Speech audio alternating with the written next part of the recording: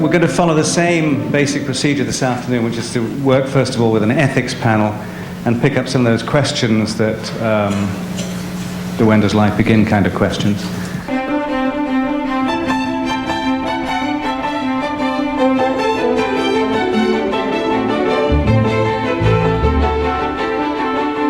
I'm here today to present the basic argument against destructive embryo research.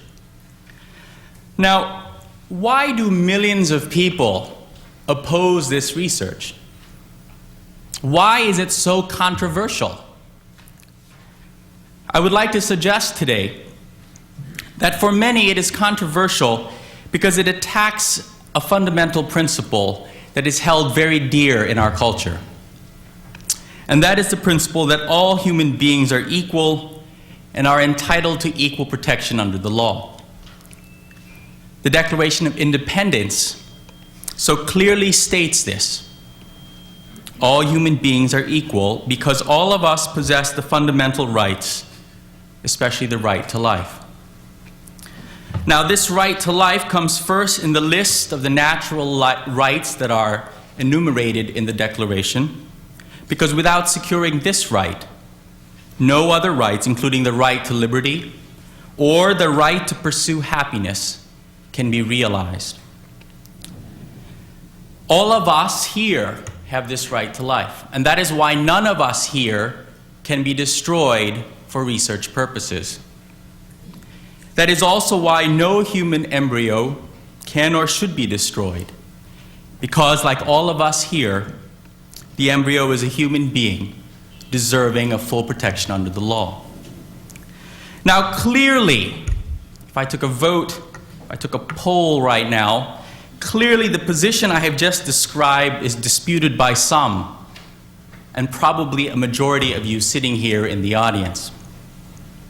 There are those who deny that human embryos are human beings.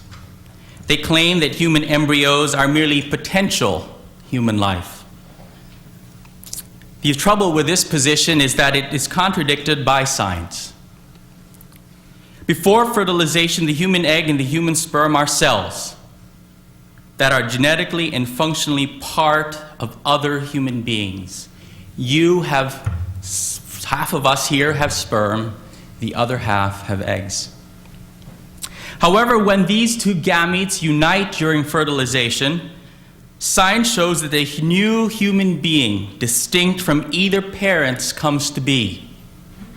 Yes, a skin cell, a blood cell, is a human being understood in a qualified way. But here we're talking about the distinction, the biological distinction between cells and organisms. The human embryo is an organism, an individual member of the species Homo sapiens. It is a new human being understood as organism at the earliest stage in human development. And since it is capable of relatively independent and self-sustaining existence, the human embryo requires only what any human being, anyone in this room, at any stage of development requires for survival, namely adequate nutrition and a hospitable environment. You need that, I need that, an embryo needs that. Thus, it is inaccurate to say that the human embryo is merely a potential human being. Rather, it is a human being with much potential. Now, recent work from several laboratories, especially the Zernicka-Goetz and the Gardner laboratories in the United Kingdom, highlight the integrity and the individuality of the mammalian embryo from the very beginning. There'll be much debate over what it means to be an individual.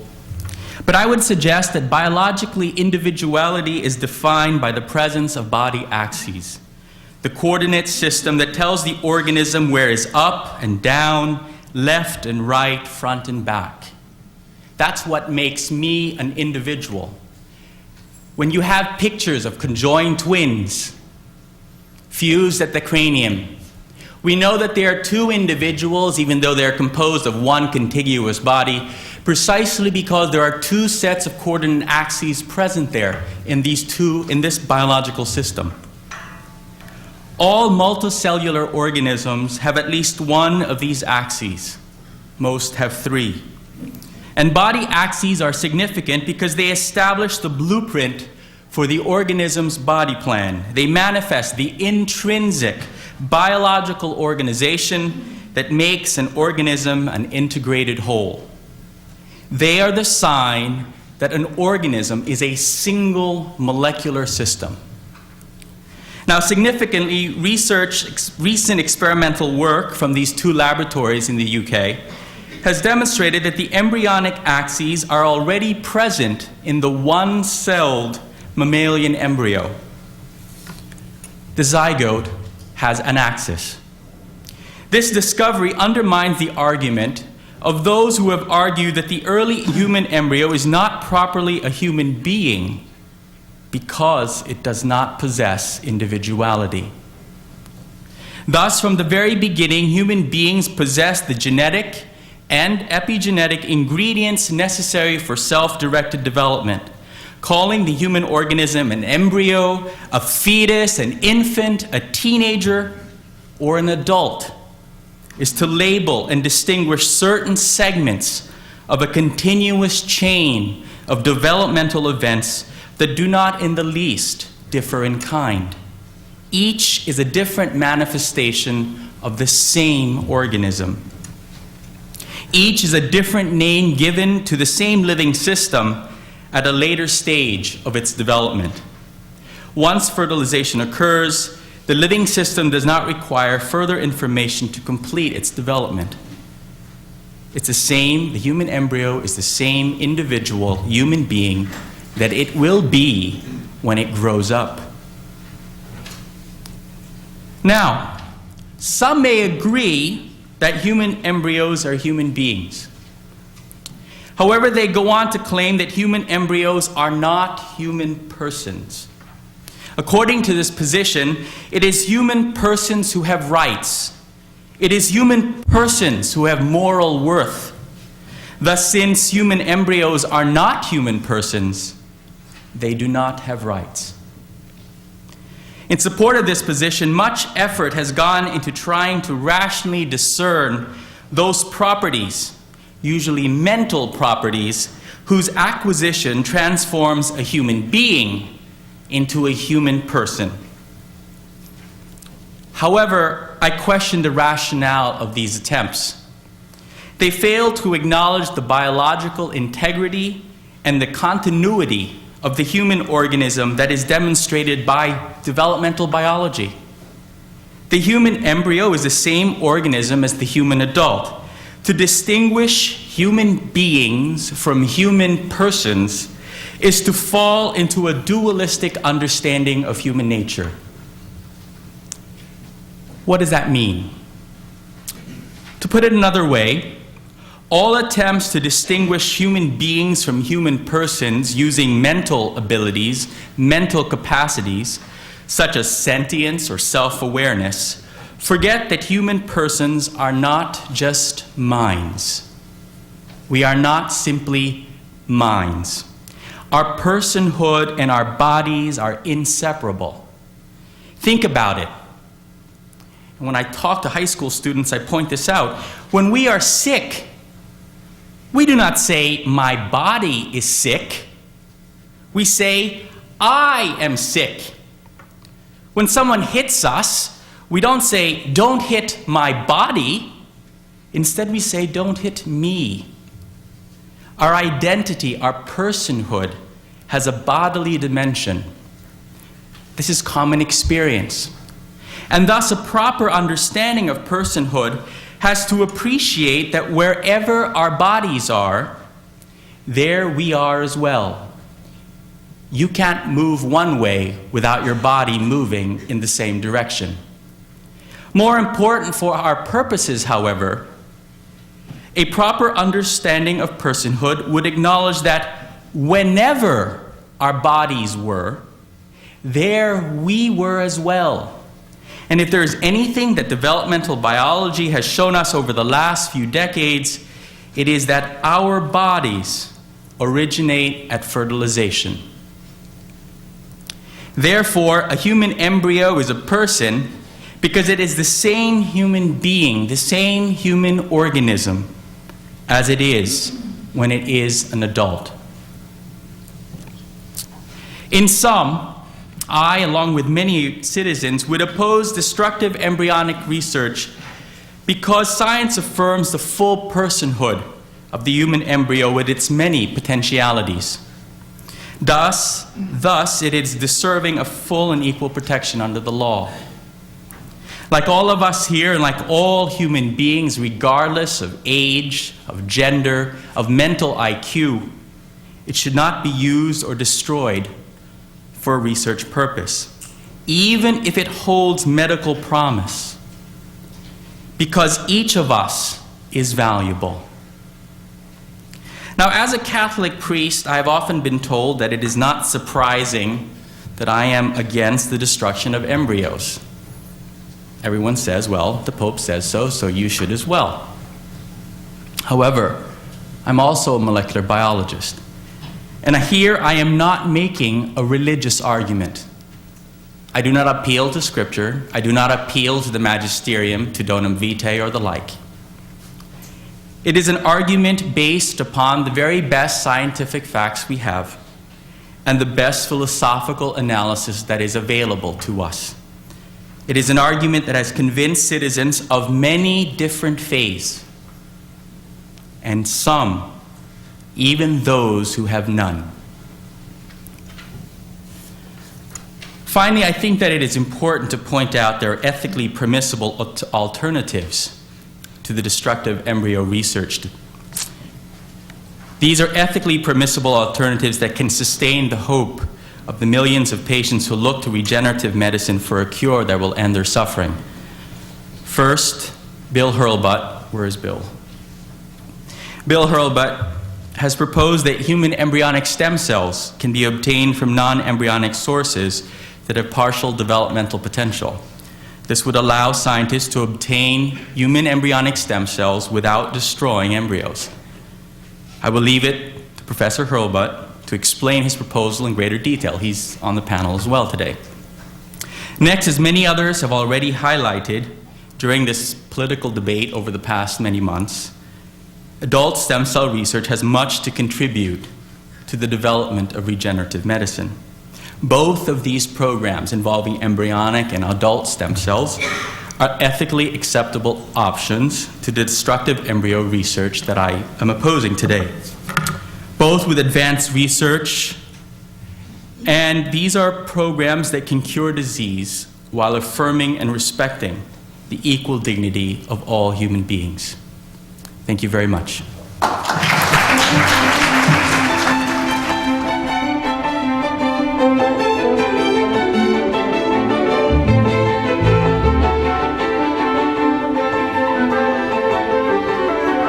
I would like to contribute three things to this excellent discussion. The first, to tell you about the moral case for embryonic stem cell research. Second, to identify the opposition and respond to it. And third, to remark on some practicalities. About the use of embryos, we often hear this refrain, that's just another instance of the question, when does life begin? And there's nothing new to say about it. But I want to suggest to you that this question expresses only what Wittgenstein would have called a pseudo-problem, and that there is something new to say about the genuine problem. Eggs and sperm are living cells, so life begins before conception. A similarly unilluminating question is whether an embryo is a human being. It is. It is a being of the species Homo sapiens, but so too is a blood cell. The genuine problem is this. All things considered, do there exist any embryos that we may permissibly use solely as means? I propose to answer this question with an argument.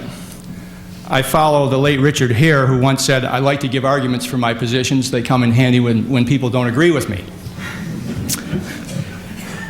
Consider then a woman from whose oocyte an embryo has formed in a petri dish. Any decision to undergo an intrauterine transfer of that embryo is reserved to her autonomous, morally protected discretion. There is no moral view of which I know that holds that any woman lies under a duty of intrauterine embryo transfer. She is the only person in the world with the father who is privileged to decide whether the embryo will enter her uterus or anyone else's, whether to donate it, whether to keep it, and so forth. Imagine then that she declines an intrauterine transfer into herself or into anyone else, and with her partner she donates it to medicine, either as an embryo already extant, or she donates cells from which to form an embryo. In either case, the donative instructions forbid intrauterine transfer into any uterus, natural or artificial. The embryo's developmental potential at this point, lacking enablement in a uterus, is so bounded that it cannot develop beyond about 10 days. Were the recipient scientist to forego use of the embryo in research, no baby would be born. To an embryo barred from the womb, such as this, no possible person corresponds. Nor could we gain anything for that embryo or for any other being in the universe by treating it as a person for purposes of the duty not to kill. We cannot offer gestation, which is barred by the donor instructions. We cannot spare it discomfort or frustration, since for lack of a cortex, it cannot experience either. And by declining it to use it for others' benefit, we can only assure that it dies in vain. The duty of mutual aid commands us to come to the aid of others in peril when we can do so without unreasonable cost. The use of donated embryos, so we have reasonable grounds to believe, could relieve suffering in actual lives, at no cost in potential lives, at no cost in attainable gain. In this circumstance, the duty of mutual aid obliges us to help others by use of embryos donated. Because the foregoing argument is predicated on lack of uterine enablement, I call it the argument from non-enablement. Now let us see how one might oppose this view. The leading objection to embryo use is the thesis that for purposes of the duty not to kill, an embryo is a person. Every zygote is a person. Some assert this thesis inconsistently when they reject the destruction of surplus embryos in research while condoning the destruction of embryos left over from fertility treatment. The Catholic Church is consistent in condemning both. But this thesis, zygotic personhood, is not consistent with the Catholic Church's teaching during most of the last 2 millennia. From its beginning, Catholicism followed Aristotle's hylomorphic view that not until day 40 had a conceptus taken on sufficient human form to have acquired a distinctively human soul. Prior to ensoulment, said Aquinas, quote, conception is not completed, end of quote. Hence, the wrongfulness of abortion was held to vary with time of gestation. This changed only in 1869, when Pope Pius IX included persons who procure abortions as a category in the list of the excommunicated. Because Pius IX did not mention time of gestation, this entry on this list was interpreted to imply zygotic personhood. But recently in Donum Vitae, the Catholic Church has conceded that personhood is a philosophical question, and that is to say that it is not an article of faith, but it is open to argument. So we search its text for an argument. Scripture is silent. The ancients did not understand embryology and therefore didn't think of embryos in petri dishes. We find in the modern Declarato de Abortu Procurato the magisterium arguing that because fertilization creates a new genome, fertilization creates a new person. The unexpressed premise here is that a genome suffices for a person. That premise states a radical view of genetic reductionism, one that not even a materialist would assert. It also works an internal contradiction because if you think of it, to identify a person with a genome is to contradict the religious belief that a person is a corpore et animo unus, a union of body and soul. By virtue of conflict with this bedrock belief in soul, the argument from new genome to new person cannot stand. I also want to point out that because the principal argument for zygotic personhood contradicts the belief in soul, and because zygotic personhood is implausible insofar as embryos lack consciousness, rationality, or other attributes that most philosophers associate with a person, zygotic personhood is an impaired stance against abortion.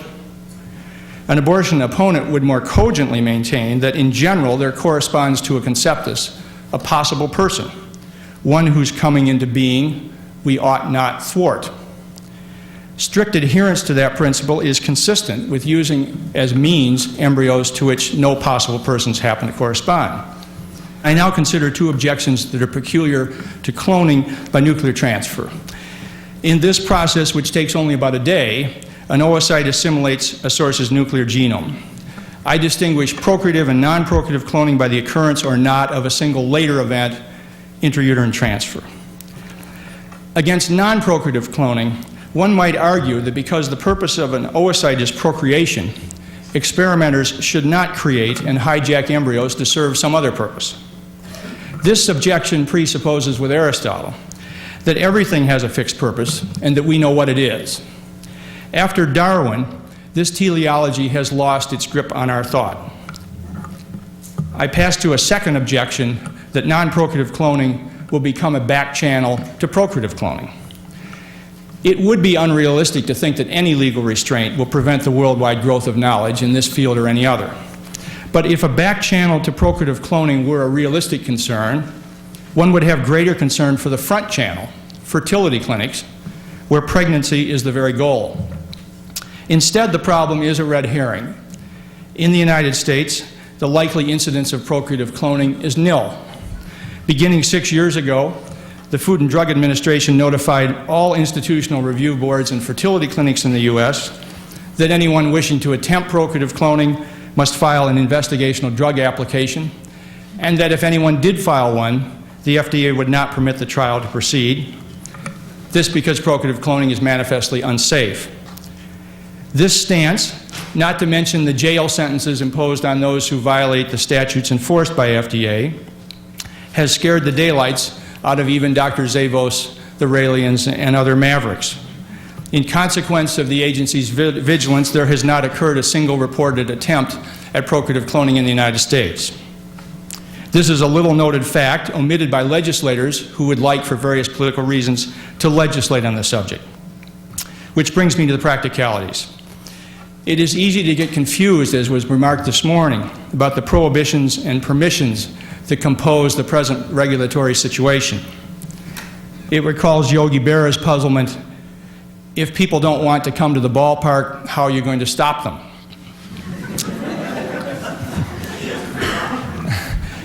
The situation is a tangle.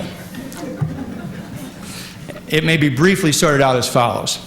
An appropriations rider known as the Dickey Amendment is the elephant in the room. As is not widely appreciated, this provision bars all embryonic stem cell research with federal funds, even the present trickle. You have not heard that conclusion about its breadth from the Republican Congress that enacted it, because they do not want to oppose an administration of their party. But according to the reading most faithful to the evident legislative intent, the prohibited universe of, quote, research in which an embryo is destroyed, end of quote, includes any project of which embryo destruction is a collaborative or induced stage. That makes the Dickey Amendment the rate-limiting step. Progress and social harmony require a new policy. Given that it is a donor's decision against intrauterine transfer that justifies a scientist in experimenting with an embryo, the key to assuring that public policy authorizes morally permissible research is what the policy says about donors. Therefore, I have proposed this rule.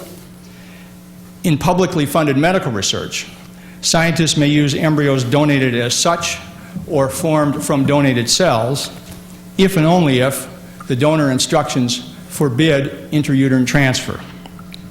Under this rule, the publicly supported and the morally permissible coincide. This rule manifests its justification as it optimizes the scope of research. That justification will prove handy in approaching those who do not agree with us. No one knows from whence therapies will come, but it seems wishful thinking to suppose that the scattered multipotent stem cells of the developed human will be functionally equivalent to the pluripotent embryonic. When delay is measured in suffering, we need to inquire down all morally permissible paths, for discovery is not linear, and is often serendipitous. I'll close by saying that any new technology poses some risk of abuses, but it would be uncaring of us to neglect the humanitarian work of which we are capable within the protective constraints that we are capable of fashioning. The generosity of embryo donors and the dedication of scientists exude respect for life. The rest of us can show our respect for life by resisting quick answers and taking pains to probe our respective moral views to their roots. When we do that, we find a common conclusion. In a situation in which we can relieve suffering in actual lives at no cost in potential lives, it is not only virtuous that we do so, it is our duty. Thank you.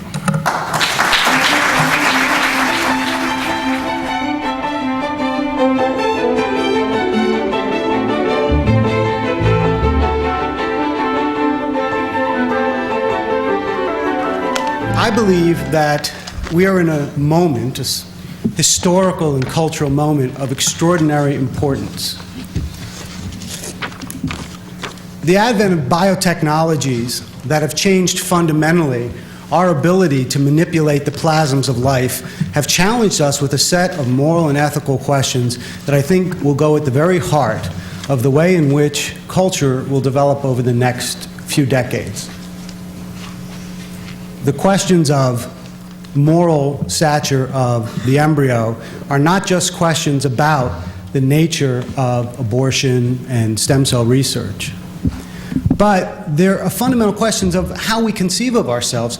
Emil Durkheim, I'm a sociologist by training, and Emil Durkheim, father of modern sociology, suggested that the way in which any society, and for that matter any group with a distinct identity, identifies itself separately from any other group is by how it defines what is morally deviant within that group, what is acceptable behavior and unacceptable behavior, what are acceptable principles and unacceptable principles. That's what separates cultures, that's what separates societies. And there is a truth to that.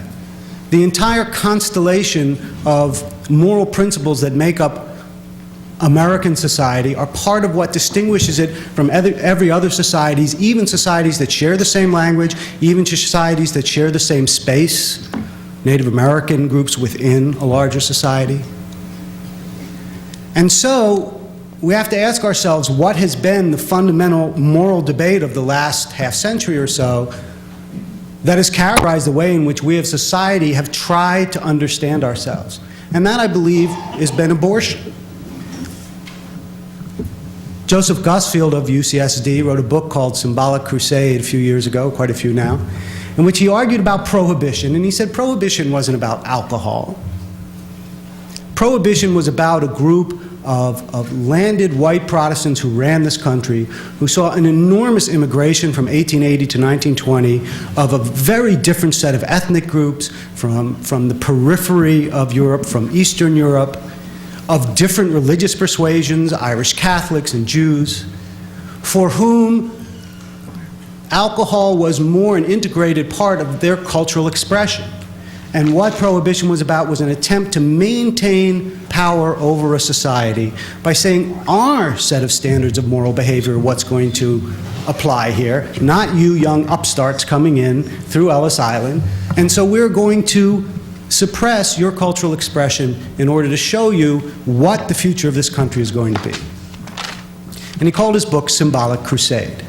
And that, of course, to my view as a sociologist, is what abortion has been about also. It's been a symbolic crusade by which two sides with different moral visions of what the future of the country should be have expressed that moral vision through a symbolic issue. I once heard someone on the Right to Life side say, abortion is a battle for the struggle of the American soul, and in some sociological sense, I think she was right. But I also think over the last 30 years or so, Americans have gotten sick to death of the abortion debate. I don't think the abortion debate has fundamentally changed for 30 years. I think both sides have expressed the same set of arguments again and again. Until America has made its decision about abortion, neither side is moving very much, and people are tired of that discussion. It isn't going to move this country further in terms of its decisions about what kind of a country it will be. The abortion debate, I believe, is almost over in this country, and what is going to take its place are a whole series of debates about biotechnology that will define this country in the future, and those debates are about, fundamentally, human ability to manipulate fundamental aspects of biology in order to change the nature of our physiology and to manipulate fundamental biological processes. And in that debate will come a whole series of challenges from both sides and multiple sides as we try to negotiate our way through to a future of enormous potential scientifically. So, what I would like to suggest here, first let me tell you my, in terms of full disclosure, I'm a very strong supporter of embryonic stem cell research. I'm the National Bioethics Advisor for Planned Parenthood, so that clearly puts me in a particular place in this debate. Paradoxically, however, I want to pose a challenge to my side. I want to pose an ethical question that the people who support embryonic stem cell research should think about. And the question is whether or not we actually take our own ethics seriously. And so, what I would like us to think about, those people who believe in the importance of embryonic stem cell research, is this. If the argument that we are going to make, and the argument that many, many people have made here in support of embryonic stem cell research, is that it has the potential to cure life-threatening diseases and diseases that cause enormous human suffering, and that is our ethical rationale, then are we willing to stand up and talk about what we do not think embryonic stem cells should be used for? So, for example, if I wanted to do research using embryonic stem cells to try to reverse male pattern baldness or some other condition, a cosmetic condition, or to improve athletic performance, are we going to oppose that or are we going to support it? And if we're going to support that, then I think we need to be more honest in terms of what is the ethical argument we're really making about embryonic stem cells. Is the ethical argument we're making about embryonic stem cells that the embryo itself has some moral worth beyond that of a skin cell? I think most people would accept that. I think most people would agree with me that it would be unethical to use embryos frivolously to feed them to our cat, right? On the other hand, people on this side of the debate agree that we should be able to use embryos for life-saving research. Where in the middle are we willing to draw that line? I believe a deeply articulated answer to that question will be part of the way in which both sides of this debate think about the future of the moral structure by which we pursue these enormous biotechnological possibilities in the future. Thank you.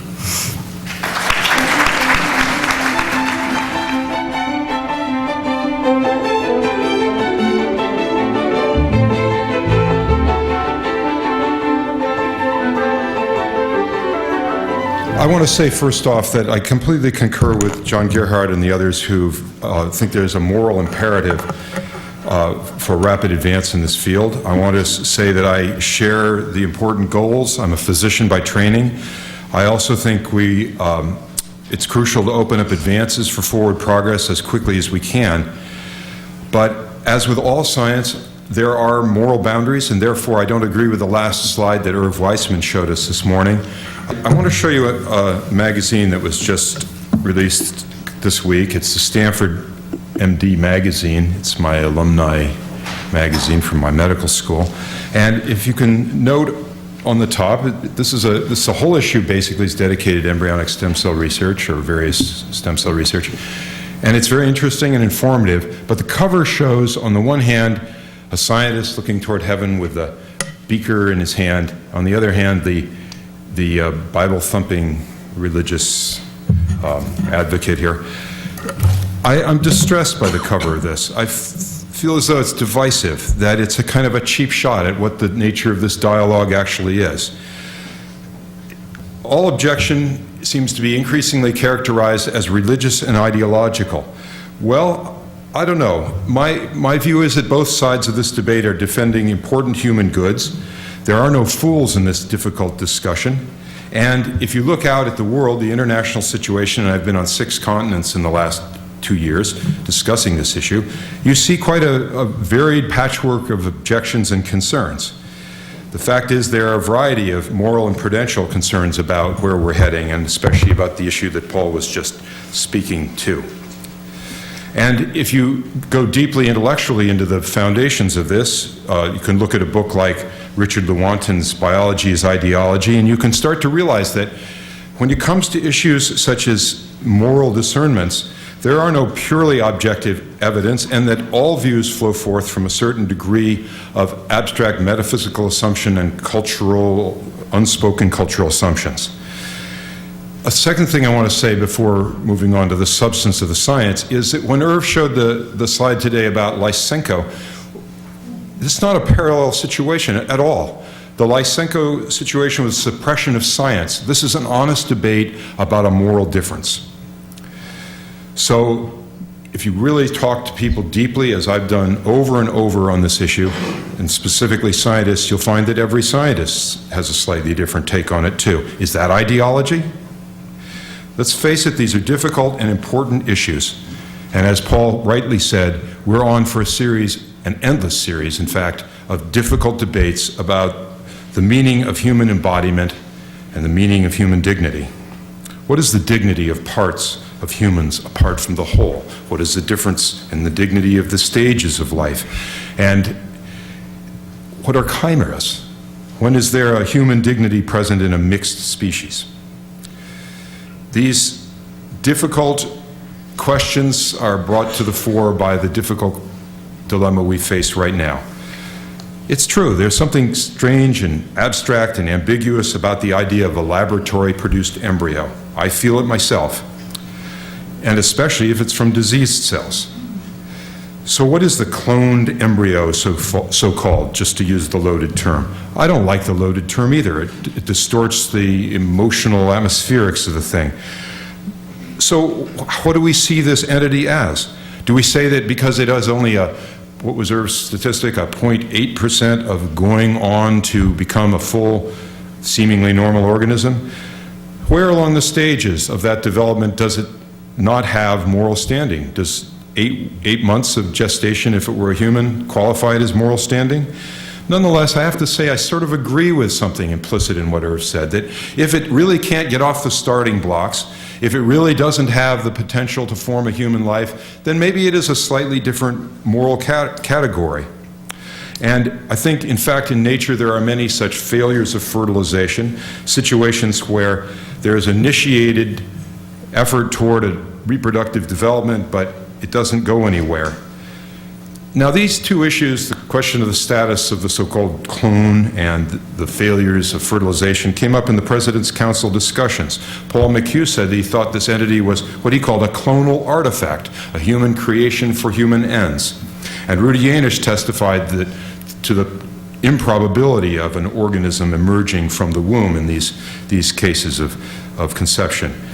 So, in thinking about this debate and listening to the various objections, I'm doing initial inquiry, and I don't have either pride or proprietary concerns for this, just to try and open the debate. I'm thinking about how might we do this morally? Is it possible that the most strict discernment of what is actually there, which you might say was what Nick gave us, because you can't get any earlier than the beginning, if you take that position seriously, are there still possible ways we could go forward? The fundamental question here is a question that's a very ancient question. How can something be itself and remain itself while it goes through a series of changes? That was a problem first posed by Heraclitus and Parmenides, and a solution of sorts, at least, I think it's a pretty good solution, came up through Aristotle. I want to draw on that idea, the idea that the potential of something is not just potential like two reagents on a shelf, but is actually potential in an active sense. It is in the thing. It is part of the unfolding entity. In that sense, potential is active. So what of a clonal artifact? What if we could create one that by intention lacked the qualities and capabilities essentially to be designated a developing organism? What if before transferring the nucleus to the cytoplasm, we altered that nucleus, or we altered the cytoplasm. And of course, one has to acknowledge, ever since Dolly the sheep, and of course before that, that there is not DNA essentialism. You can't identify and equate the being with its DNA. The words used, and I bet you the words in the papal documents that are used for Genesis do not specifically designate DNA, but the genetic potential of the thing, which is the whole thing. If the whole thing does not rise to the level of the integrated organism with the potential for going forward, then can it be rightfully be called a moral entity? Is it possible, in other words, to create an artifact, something that is biologically and morally more akin to a tissue culture? This idea suggests that we might shift the debate from whether or when an embryo has moral standing to the question of what minimum component parts or organized structure qualify an entity as a human embryo. This idea draws on the notion of systems biology, that an organism is a system. To be designated an organism, you need a unified principle of life, an integrated organization that guides and governs coherent growth, and engaged in effective potential in process, a drive in the direction of the mature form. There's a natural precedent for what I'm suggesting, the teratoma. In teratomas, all three primary germ lines are present, and there's even, in some cases, partial and somewhat repulsive production of organs and organ parts. This the specifics of what I suggest could be worked out probably in many, many ways, but one idea that's come to the fore, and I don't know if this is the way or a possible way, but at least in mice, the gene CDX2, when knocked out, has been shown to preclude the development of the trophectoderm, but it will allow a proper formation of the inner cell mass from which functional ES cells have been harvested. So it's something like that I have in mind. A partial developmental trajectory that from the starting blocks is never integrated enough to be rightfully called an organism. Now, there are, of course, important further concerns, moral concerns in this. You do not want to create a disabled organism, nor anything that is so close to being normal that it just evokes a natural sentiment, a moral sentiment that is different from this, from what we would like to see happen. And there is a kind of a radiance of respect that goes along with an entity that is in any way associated with human tissues.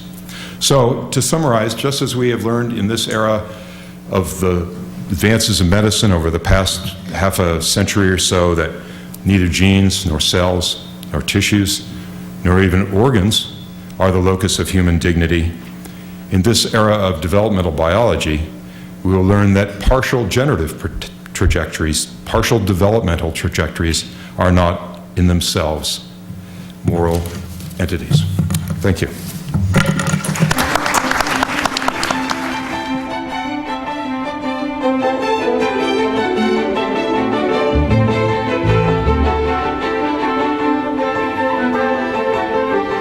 I'm a Christian bioethicist who is both pro-choice and pro-life.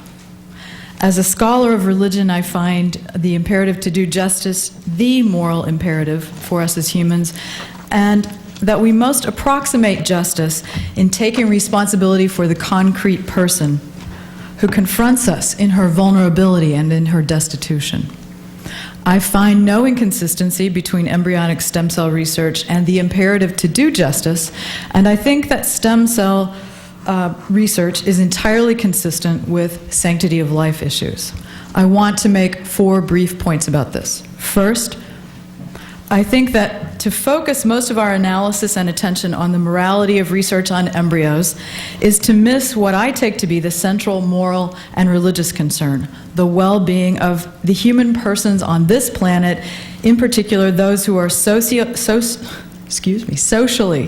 medically, and economically vulnerable, the vast majority of whom are women and children. Let me be clear that the status of the embryo is important since it is developing human life, and we've heard much about this. And yet the 5-day-old embryo is simply not the moral equivalent of you or me. As my friend Lori Zoloff has said to me before, a watermelon seed is not a watermelon. And although I am a Christian, I take guidance from the Jewish view of the developing embryo and fetus that the developing life does not, it cannot, have the same moral stature as the human life that we know. Moreover, in my own Catholic tradition, teaching that the zygote is the equivalent of full human life from the moment of conception is a very recent theological position in the history of Christendom, as Lou Gennon has so well pointed out to us. Nonetheless, because the developing embryo does contain the blueprint for the human being, in my view, it deserves our consideration and our respect as potential life.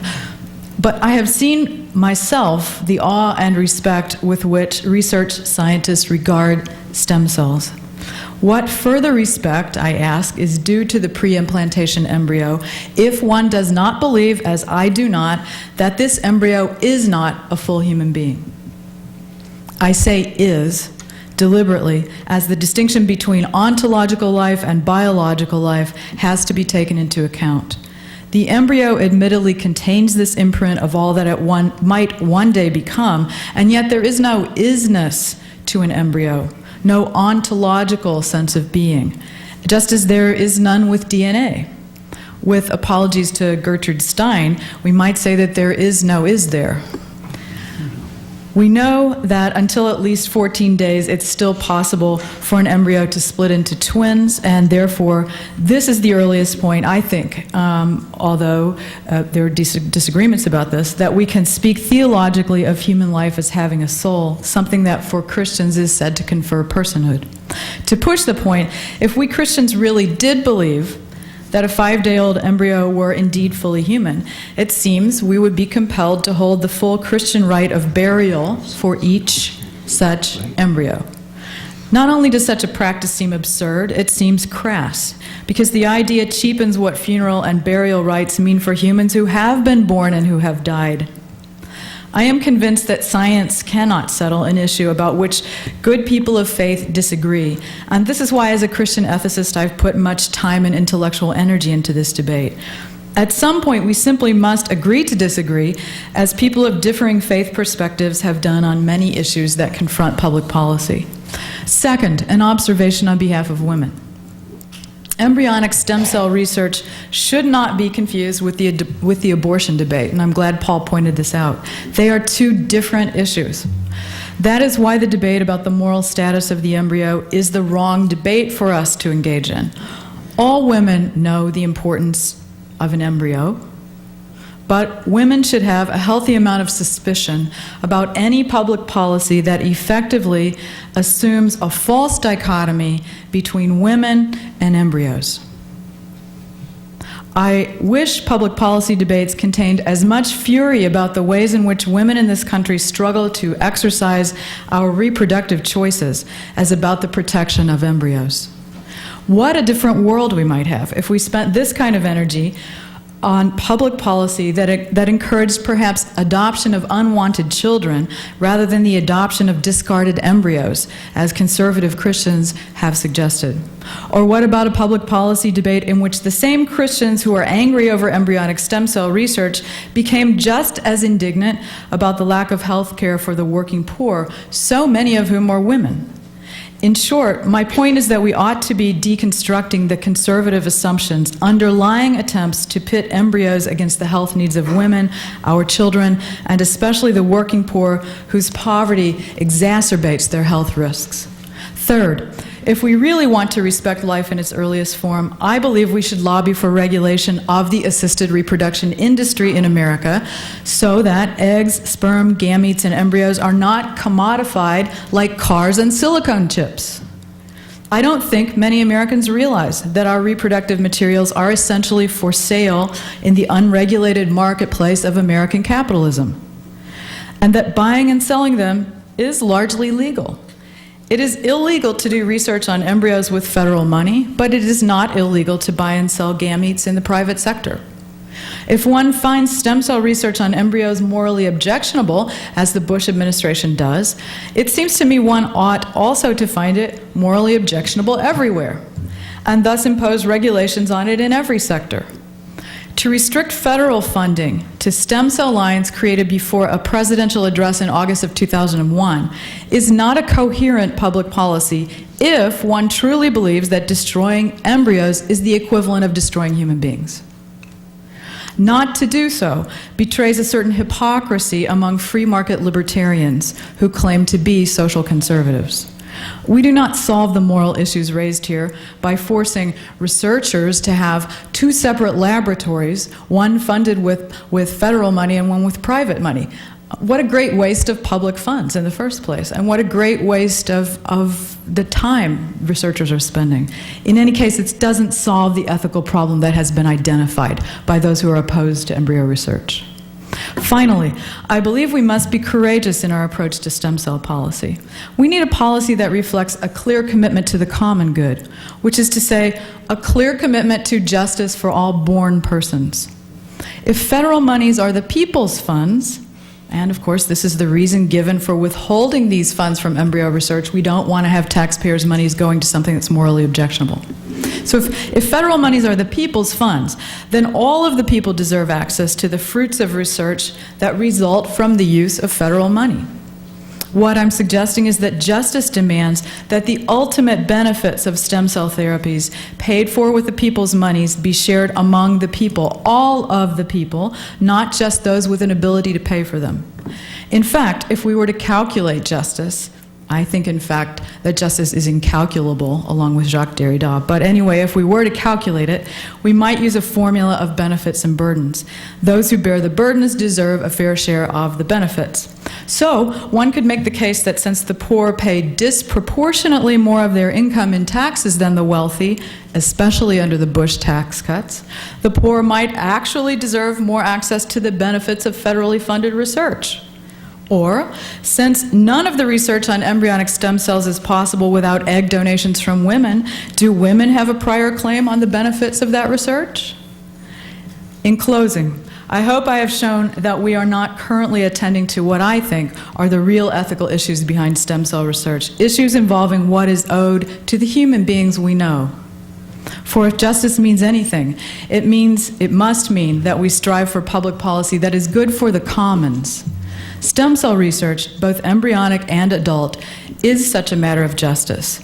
It is, I think, one that has the potential to benefit the common good. It is up to policymakers to see that it does. Thank you.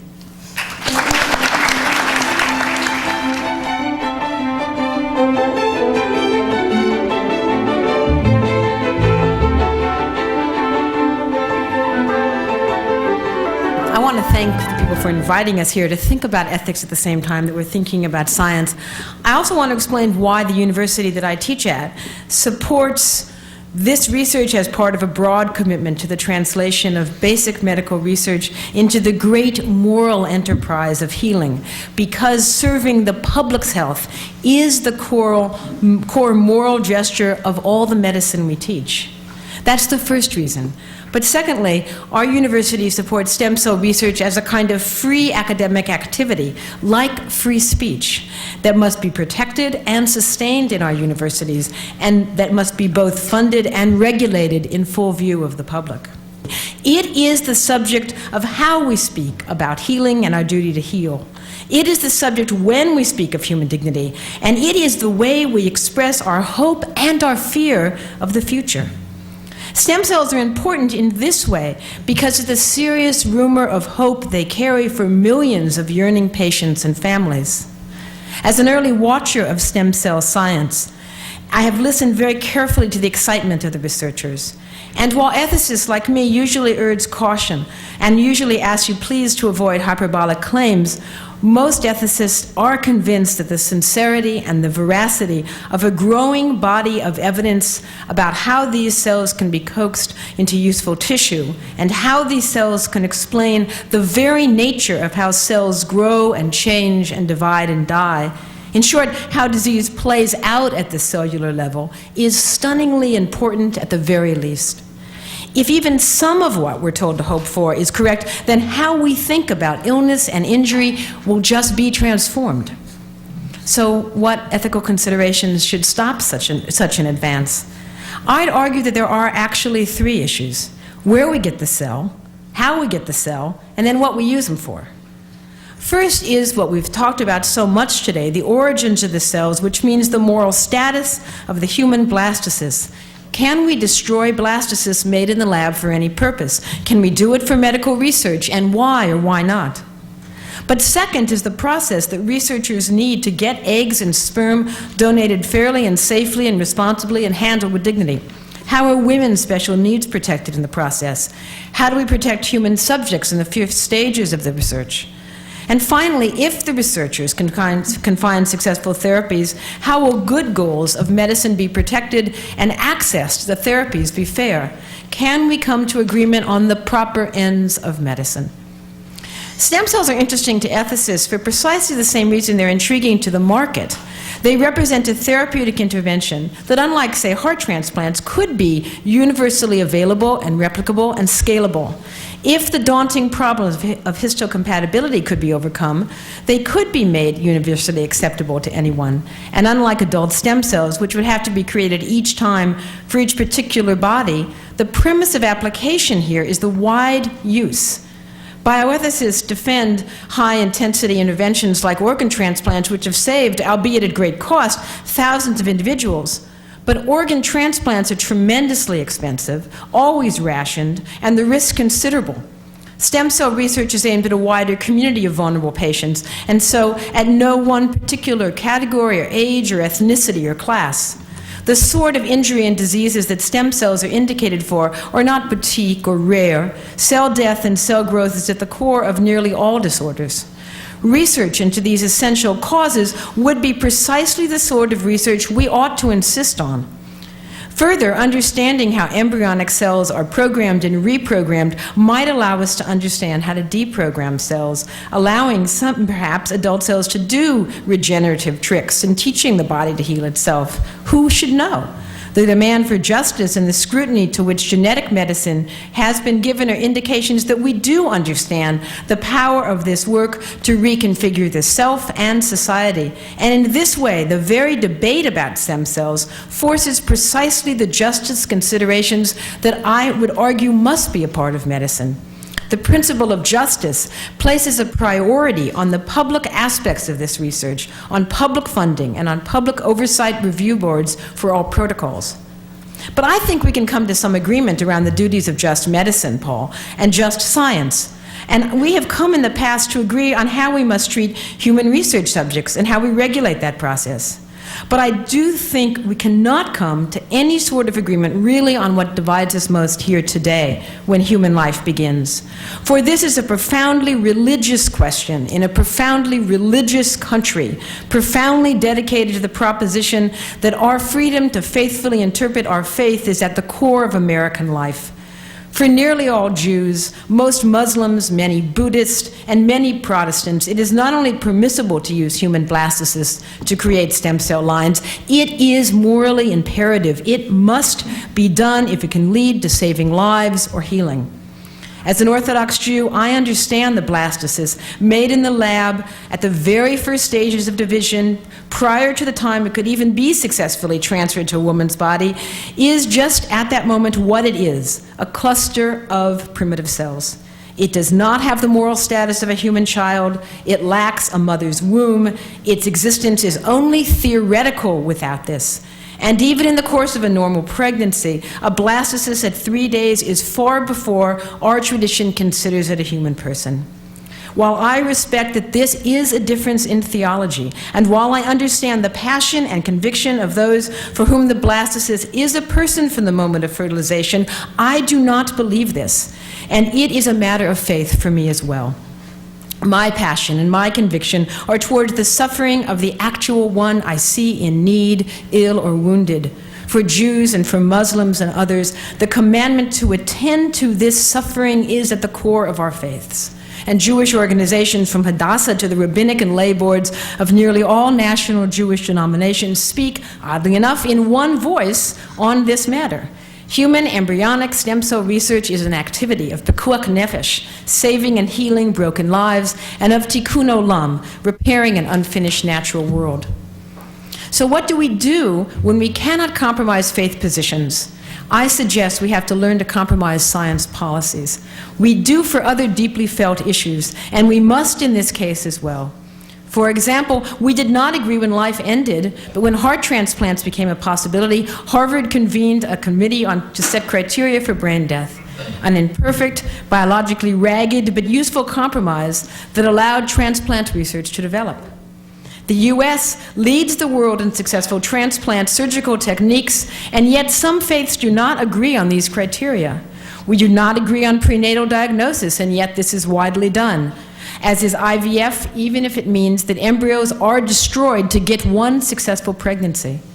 We do not agree, but we publicly fund and publicly go forward with research about these policies and then allow each family and physician to make private choices. We do this by a combination of courage and compromise. We shape our policy in different ways. Republicans do it in one way, Democrats in another, but everyone allows for research to go forward with limits based in time or geography. We just have to think about what those limits will be. In the last 6 months, I've traveled to different countries, 3 of them, to look at their stem cell research and meet with their scientists, Israel, England, and Korea. In each of these places, I also met with the bioethicists and philosophers, and legal scholars, and theologians who reflect on the research, and who have demanded the same sort of careful national and public oversight I would think is ethically important. What I saw was impressive and I think critical. I saw that in these countries, they understood that basic research in biology would be a core driver of how their society was shaped, that the knowledge, wisdom, and energy that inspired that research would open the door to a world of new possibilities, perhaps some false starts, to be sure, but perhaps some new starts. These countries understood that turning their full attention to science was not only a prudent idea, it was a compassionate one. It was the right thing to do to shape a country's future towards healing the needs of the suffering. In the South Korean labs, we saw them meet at dawn to begin the work every single day. Ought we to tremble when we cross such a threshold of human knowledge? Ought we to worry that we might be going too far or too fast? Of course, for we are being asked to understand the world differently, the self differently, what it means to be human and to be unique and to different. We are asked to know and to see things that were impossible to know or see a decade ago. Of course we need to think soberly about the possibility that the research may fail utterly, or that it may succeed but lead us into a place of great danger. That is the very nature of research. That's why the future is what makes us free, that uncertainty. Courage to face the problem will mean a compromise that can be regulated, as was done with recombinant DNA, as was done with organ transplantation. And I would urge a far broader and more open policy than our American scientists face now, because it is far too late to stop or ban or have a moratorium on the basic science of human embryonic stem cells. It will not only proceed, it already has proceeded in Asia and in Israel and in Europe and England. Stem cell research now clearly will be a possible road, and where that road may take us is unknown. But what is certain is that if we turn off the road, we will watch others pass us by. Our challenge, and this means each of you who are watching, scientists and citizens and congregants and critics and enthusiasts, will be to ask us, how do you live bravely and decently and fairly in a complex world of difficult moral choice? How are we human? How will we be free? But what must I do about the suffering of the other? We are most human when we act as healers. We are the most free when we explore what we don't yet know. And we are bound to a duty to shape our work to care always for the person in need. Thank you.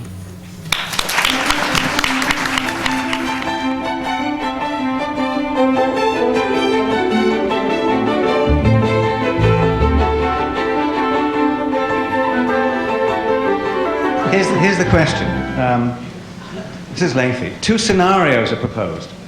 Here's number 1. A physician tells parents that their young child is too damaged to live without life support. They want to let the child die and donate the organs or cells to medical research rather than cremating the child. Item 2, case 2. A physician tells parents that their blastocyst stage embryo is too damaged to develop normally. They want to donate the blastocyst to medical research for generating embryonic stem cells rather than discarding it as medical waste? Is one ethical? Both? Neither? Lou? I would say that, although I understand the contrast that's attempted there, that the key notion in the hypothetical is that the parents want to donate. If, in the second instance, that they want to donate an entirely healthy embryo, under the argument I offered, that's morally permissible. It's also morally permissible if the embryo is impaired. And that's the reply I would give to Professor Hurlbut's proposal, that once we justify the donation, the experimental use of donated embryos that are, if you will, healthy, we need not retreat to doing research only on those that have been engineered to perish. They're all going to perish for lack of uterine enablement. Anybody else want to? To make the distinction, first of all, I think it's important to realize in the first scenario, we would wait until the child is dead before we would remove the organs in order to take those organs to give it to another child. We would certainly not allow the parents to kill the child in order to take these organs and give these organs to another.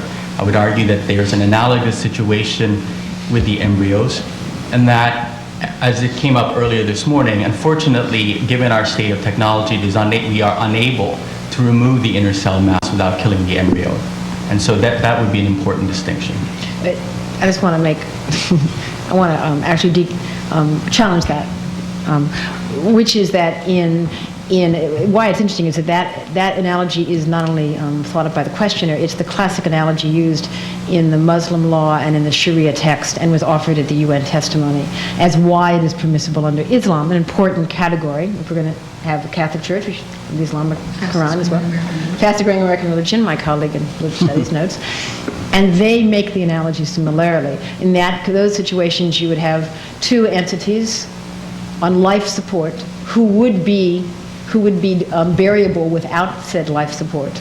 And that's why the Muslims allow for the donation of the tissue, because they see it exactly as a child an entity on life support. And that's why Dr. Ginnan's thing is such a useful category, because it speaks to the category of enabled life support. In both instances, the entities would not have a human future were it not for the intervention of technology, keeping them suspended. Could you help me out on this, though, perhaps the audience as well, in terms of different faiths, different religions, with their different ancient stories that are told, so that in Islam, ensoulment, as I understand it, does not happen before 4 months, 120 days. What there is... In Judaism, it's 40 days. There's an ancient tradition of the unformed fetus that is a tradition that is consistent through Aristotle, through Thomas Aquinas, and through much of Catholic moral theology, as Dr. Greenan has pointed out, through 1859, some say 1825, some say 1917.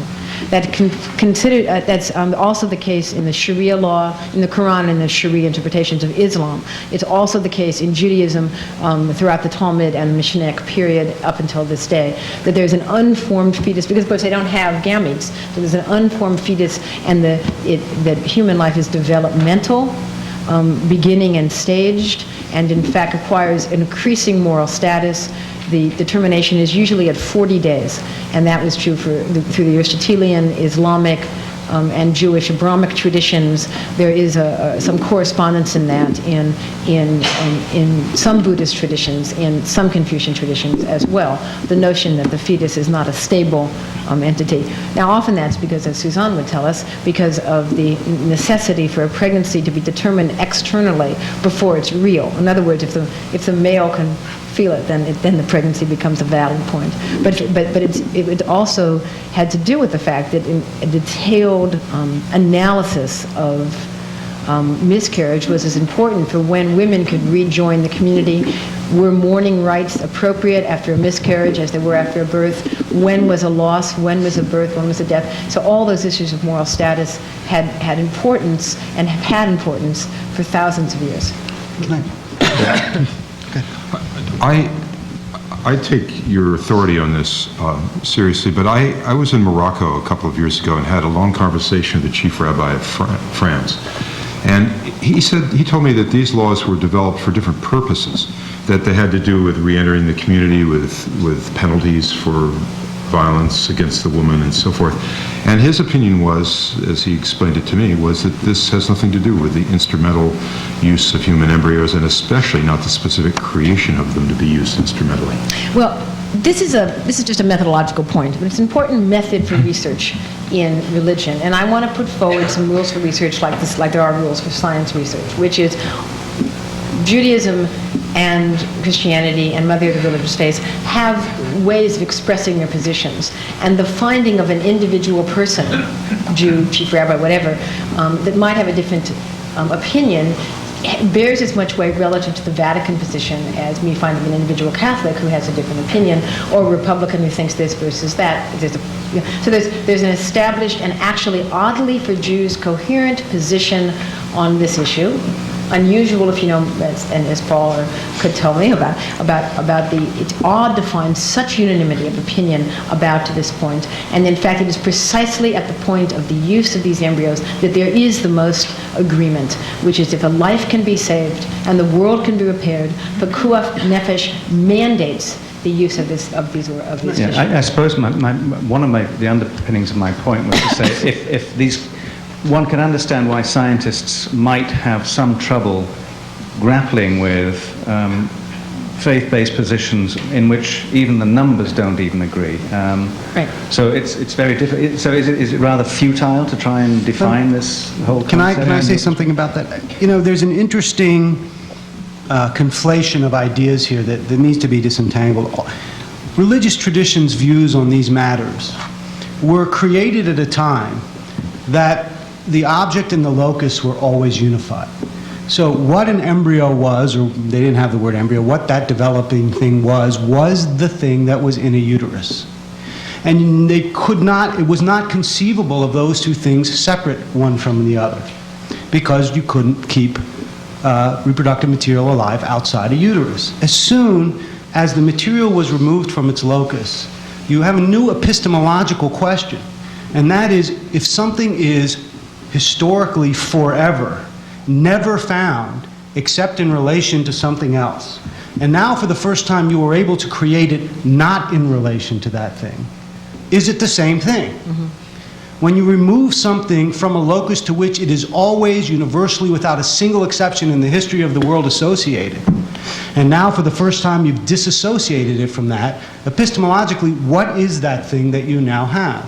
And I think one of the things and that's something religion had to grapple with, because its entire way of conceptualizing this entity was in a woman's body. And I think one of the things that began to happen was Judaism, for example, said, we don't really have a body of knowledge that can tell us what this thing is outside of context. So we need to ask ourselves, what is our fundamental value? And our fundamental value in Judaism, always and forever, has been the saving of life. And because this thing now is removed from the context in which we have always associated it, it has a different, we can now consider it differently. And now saving a life has become clearly a greater value. And there was also ways then to justify that in terms of the value of saving a life historically, in terms of abortion and in terms of other pregnancy issues.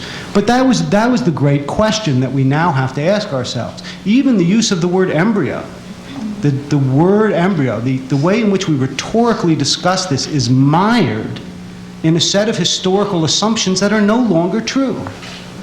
The word embryo developed to refer also to that thing in a uterus, and now we're using the same word to refer to that thing not in a uterus, and part of what we need to ask ourselves is, does context matter? And when rhetoric reflects a context that is no longer relevant, do we need to rethink the whole way in which we conceptualize these categories? Just a brief footnote, and it was asked in the formal way that it's done within Judaism, and it was answered, and over the last 6 to 8 years, those answers have come in entirely on one side, on the affirmative of the use of this thing. So there is a process that I think one respects within both the Catholic community, where it was asked, and it was answered, and within the Muslim community, where the same process has occurred. And now I think we should no longer be startled by this event, because there's been close to a decade of reflection on this very topic. But I'm sorry. I just want to say, Suzanne, actually. that's not been answered within the Catholic community. It's been answered by the Roman Catholic Church and its hierarchy. It has not been answered within the Catholic community. There's a card here that says many religions, Islam, Judaism, Hindu, do not believe that a zygote is a human being. Why should their viewpoints not be considered in making science policy? My point exactly. Just a quick comment on that. Yes, go ahead. I think you have to be sensitive to the fact that the Catholic doctrine, for example, was developed through Aquinas and off of Aristotle, and of course his embryology was not right, as somebody said this morning. It's when you learn new things, you change your views. And the Thomistic scholars that I've read say that were Aquinas alive today would have a different view of the 40-day business. But let me just put this funny question to you. If you believe that, not so funny maybe, if you believe that 40 days or 120 days is the date when there's an ontologic change in this entity, then does that give you the right to use an artificial womb and bring it up to that stage of development and harvest out its parts? Let me try to answer that. I think we're greatly exaggerating the importance of these ancient views. These are traditions, these are religious beliefs who happen to subscribe to the doctrines in ancient texts. If there were a provision on point, they would believe it and it would govern. The only interest that we have in it today is to research whether there's a provision on point. There isn't one on point. The Bible is silent on this because nobody knew what an embryo was. They thought that what we call embryology, they thought was the product of the blending of semen and maternal blood. They didn't know that there were oocytes.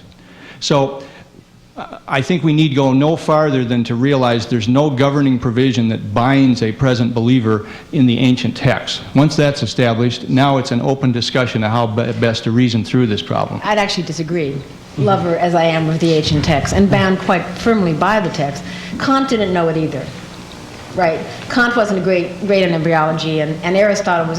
So our traditions are all we have, is our narrative account of what it is to be human. And what we're searching for is what's the language and what's the story that allows us to be most fully human and most fully free. Well, I didn't say we dismissed the body of textual doctrine. I said there's no direct provision on point about whether a zygote is a person. Often there's no direct provisions on point, and then what wins is your good arguments or Suzanne's good arguments or other good arguments. The arguments always emerge from a particular text and from a particular tradition, but like you pointed out at the beginning, it is the soundness of the arguments that is the trumping claim, not the textual tradition from which they emerge. As a particular person observing particular religious faith, one can make a different distinction. But when we make public policy, we have to say, we put our arguments on the table, and the arguments have to contend for sense and meaning. Suzanne Holland, a quick question here. The story that you painted there about a distributive justice argument and so on, right. If it were made if stem cell industry took off big time in the United States, do you then perceive poor women going and selling their eggs for stem cell research? I mean, is that the sort of picture you were painting? That's a good question. I think it's not unlikely. And I think that question can't be taken in isolation. The answer to it is has to be a structural analysis in which poverty and females exist in this country, and why that is, and what kind of infrastructure is there that might have them operate in one way or another way. I mean, certainly the social structures in our time, today, for the poor are morally condemnatory. I mean, what we've done to the poor. So it might happen that women would. Yeah, my point was that a lot of money is being spent at the moment in attempting to cure, to use ES work to cure diseases, all right? But taking your commodification argument, once that happens, one of the spin-offs might be what I just said. So yes, it might be. Well, there's the problem of the commodification of the oocyte that's been raised as a serious worry, and there are three things you can do about it. The first is through an invisible hand effect. If women were advised by their fertility physicians that they might consider donating one of the oocytes of the dozen or so that's recovered per cycle to research, the aggregate effect of that across a population would be hundreds of thousands of oocytes. So that is a possible source. And that wouldn't produce any detriment. The second thing we could do, as was alluded to this morning, is develop the possibility of inducing embryonic stem cells to produce oocytes. And the third thing we can do is to regulate the market in oocytes, as is presently the norm in assisted reproduction, where it is provided that only minimal compensation may be paid for an oocyte in order to discourage women from being exploited for financial gain. I think Lou makes three really good points. But I think regulation, honestly, I was saying to Pat King earlier today, I think regulation is, in my mind, becoming the really key ethical issue here. And we really skirt it. We skirt it because I think at some deep level, Americans hold the value that we should never regulate the market. And I think that sometimes trumps all other values for Americans, and we don't like to look at it.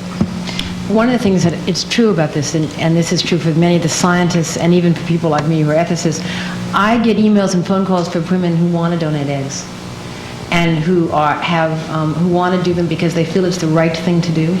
They're done having children, and they have these eggs, and they see the research. Do I know how they would go about doing this? And that extraordinary altruistic gesture, I think, is one that would be morally permitted. And I think I'm more interested in that gesture than I am in the fear that women would be stampeded into selling these. I think better about my sisters and our eggs. Yeah. Women don't become prostitutes in huge numbers, even though one could, of course.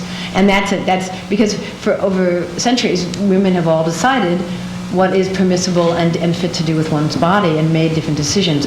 And I don't think dangling money in front of women would undermine that deep sense of what the moral meaning of production of eggs, the production of children is. I have great faith in women's sense and sensibilities in this regard. Could I ask you all about Paul Wolpe's challenge that he raised fairly earlier on, which was essentially to the scientists as well, to what use would you subscribe putting embryonic stem cell, roughly? Is that the question? Can I want to respond to that in that context. I mean, that question is a regulatory challenge. And what I was meant to ask was exactly what Suzanne implied, which is the great ethical challenge here for people who accept stem cell research and stem cell therapies eventually is if you take your own argument seriously that an embryo is something more than just tissue, that it has some moral status, what are appropriate and inappropriate uses of it. And one of the things I want to say about that is a deeper point I wanted to make, which is that science does not exist in isolation from the culture in which it's embedded. I mean, we've learned from Kuhnian and historian of science and philosophy of science and sociology of science that science reflects as well as informs a society's thoughts about what is appropriate. The questions science asks reflect the concerns of society, while at the same time in a society like ours, the question science generates affects what the public thinks.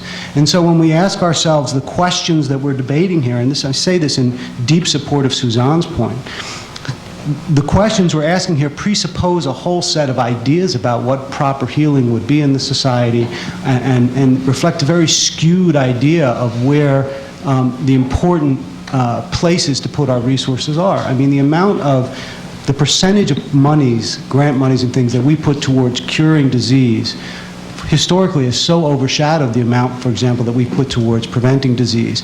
And that reflects a kind of idea of society as a whole about what's important and what's not important. And so what I want to say about regulation, again, reflects what Suzanne said. Regulation, to me, needs to start with IVF, with infertility clinics, and I've spoken to the ASRM about this a few times.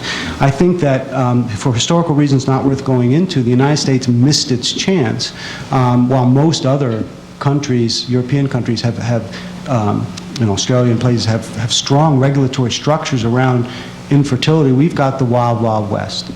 And so in general, I think we need to think about regulating the entire use of reproductive tissue according to some set of moral precepts. And then one more sentence. I do believe, and I'll answer my own challenge first since I posed it, it's only fair. I do believe that we need strong regulatory controls around stem cell research, around its proper and improper use.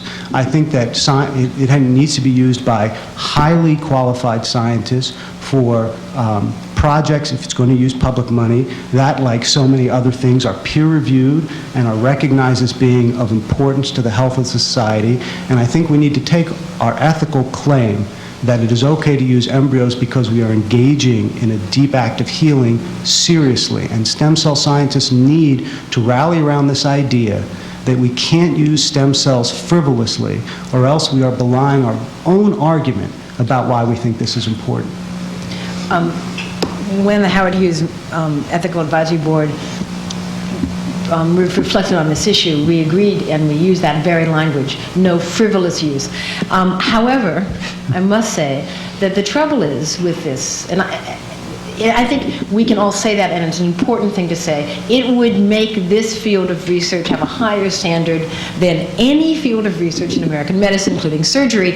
And so I think that it is very important to say we could do that, but it would be asking this research to lead the way in which no other research has ever been asked. Well, it's appropriate to do that because it does involve killing a life form to which we all respect. So it's absolutely appropriate in the same way we could ask about what would that medicine would be entirely shaped around the concerns we raised around justice. Well, let's be practical here. We can impose some obvious consensus restrictions. I don't think anybody would propose using embryos to test cosmetics or industrial chemicals. That's what we do about animal research now. We do this. I think within medicine, properly defined, Paul raised the question whether we ought to distinguish between enhancement and therapy, as it's now discussed in the literature about genetic intervention. Well, that's a debate that's presently going on. I don't think there's a bright line to be drawn there, but I would be optimistic we'll come to some consensus about that. And if it is considered appropriate to eliminate some sorts of cosmetic surgical applications as of use of embryos, perhaps that would be a good thing to do as a sign of respect. But I don't think there's a bright line, and I don't think that the fact that the question is an interesting one, which it is in any way an argument against going ahead with the research.